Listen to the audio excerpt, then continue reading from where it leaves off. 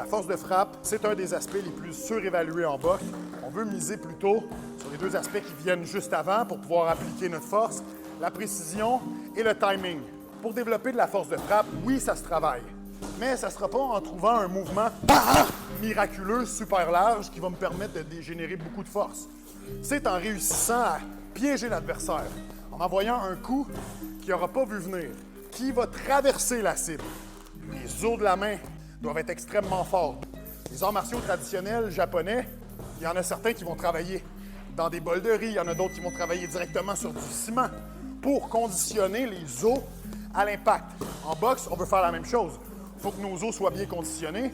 Ça va créer des microfractures, ça va augmenter la densité osseuse de mes mains, de mes jointures, de mes poignets.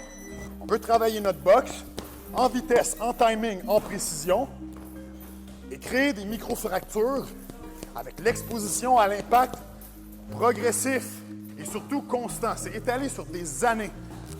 Un peu comme un karatéka le ferait en traversant des planches. Il augmente l'épaisseur de ses planches à mesure que ses mains sont conditionnées à l'impact.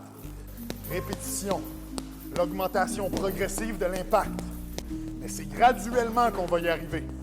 On va y aller comme ça, en traversant les coups, en serrant fort le poing.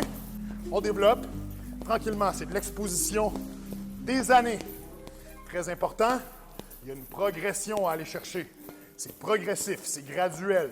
On commence tranquillement pour ne pas se blesser. On fait nos rondes de sac en traversant les coups un peu plus, sans aller chercher des grands mouvements avec une grande vélocité.